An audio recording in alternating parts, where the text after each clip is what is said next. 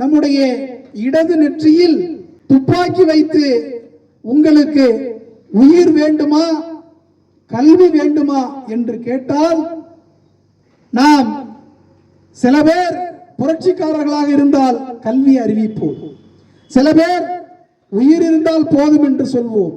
ஆனால் 11 வயது கொண்ட மாணவி, ஒரு பெண்மணி, பெண் குழந்தைகள் நன்றாக தெரிந்து கொள்ளுங்கள், 11 வயது கொண்ட ஒரு மாணவி, ஒரு பெண் குழந்தை தன்னுடைய இடது நெற்றியில் துப்பாக்கி வைக்கப்பட்ட பொழுது, நீ பள்ளிக்கூடம் செல்லக்கூடாது, நீ படிக்க கூடாது, பெண்களுக்கு படிப்பு முக்கியம் கிடையாது, பெண்கள் திருமணம் செய்து கொண்ட குழந்தை பெற்றுக் கொடுத்தால் போதும், பெண்கள் சமையல் அறையில் நின்று கொண்டு சமைத்தால் போதும், நீ படிக்க கூடாது என்று இடது நெற்றியில் துப்பாக்கி வைத்துக் கொண்டு இந்த அறைகூவலை, இந்த வார்த்தைகளை சொன்னபோது, எனக்கு உயிர் முக்கியம் இல்லை, என்னை சுட்டால் சுட்டுக் கொள்ளுங்கள், எனக்கு கல்விதான் முக்கியம் என்று அறிவித்தவர் பாகிஸ்தானில் பிறந்த மலாலா என்கிற பெண்மணி.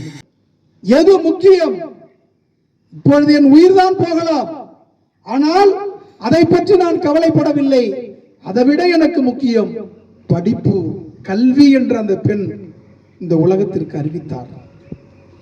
இன்னைக்கு உலகம் முழுவதும் அறியப்படக்கூடிய ஒரு பெண், அந்த பெண்மணி சொல்கிறார், இந்த உலகத்தை மாற்றுவதற்கு ஒரே ஒரு புத்தகம் போதும், இந்த உலகத்தை மாற்றி அமைப்பதற்கு ஒரு குழந்தை போதும், இந்த உலகத்தை மாற்றி அமைப்பதற்கு ஒரு பேனா, எழுதுகோல் போதும், ஒரு பேனா, ஒரு புத்தகம், ஒரு குழந்தை, இந்த மூன்றும் இந்த உலகத்தை மாற்றி அமைத்து விடும் என்று சொன்னவர் மலாலா.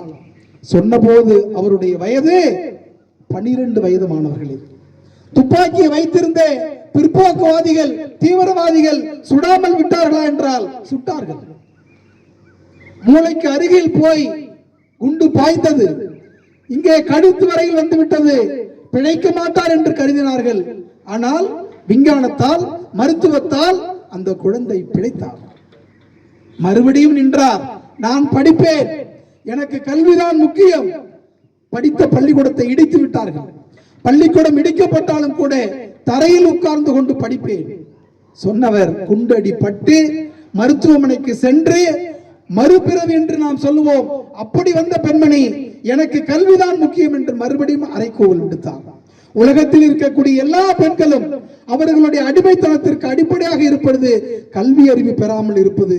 எனவே பெண்கள் எல்லோரும் உலகம் முழுவதும் பெண் குழந்தைகள் கல்வியை பெற வேண்டும் என்று மீண்டும் அறிவித்தார். இப்படி கல்விக்காக தன்னுடைய வாழ்நாளை அர்ப்பணித்துக் கொண்டார். அவருக்கு 14 வயது இருந்த பொழுது, இங்க 14 வயது இருப்பவர்கள் 9வது படிக்கலாம், 9வது தான் படிக்க வாய்ப்பு இருக்கிறது, 8வது கூட படிக்கலாம். 9வது படிக்கக்கூடிய நமக்கு 14 வயது. 14 வயது கொண்ட மலாலாவிற்கு உலகத்தில் ஆகச் சிறந்த பரிசு, அமைதிக்கான பரிசு, நோபல் பரிசு தரப்பட்டது. மாணவர்களே, 14 வயதில் நோபல் பரிசு பெற்ற, அமெரிக்கான நோபல் பரிசு பெற்ற பாகிஸ்தானின் முதல் பெண்மணி மலாலா.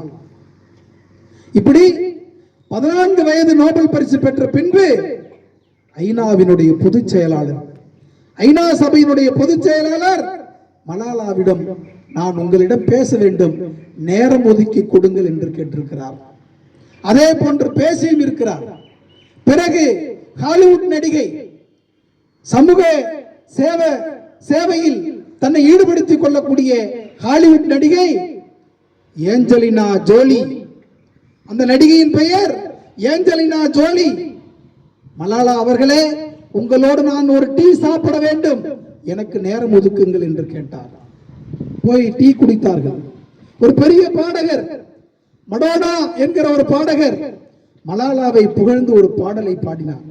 இப்பொழுது உலகம் எதனால் மலாலாவை அறிந்து வைத்திருக்கிறது?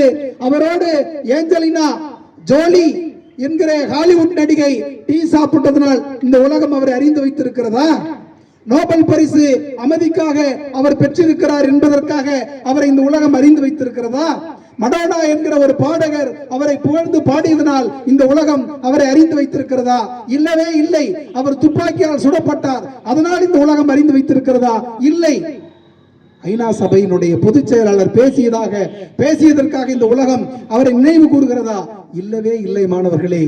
எந்த சூழலிலும் நான் படிப்பேன், என் கல்விதான் எனக்கு முக்கியம், என் கல்வியால் இந்த உலகத்தை மாற்றி அமைக்க முடியும் பிரகடனம் படுத்தியதால் தான் மலாலா இன்று உலகம் முழுவதும் குழந்தைகளுக்கான கல்விக்காக விழிப்புணர்வு ஏற்படுத்திய பெண்மணி என்று அறியப்பட்டிருக்கிறார். 14 வயதில் நோபல் பரிசு பெற்றிருக்கிறார். எனவே மாணவர்களாகிய நீங்கள் கல்வியை தெரிந்து கொள்ளுங்கள், கல்வியினுடைய விழிப்புணர்ச்சியை தெரிந்து கொள்ளுங்கள்.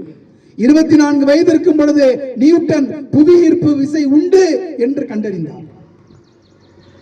27 வயதில் மார்க்கோனி ரேடியோவை கண்டறிந்தார். 29 வயதில் பெல் என்பவர் டெலிபோனை கண்டறிந்தார்.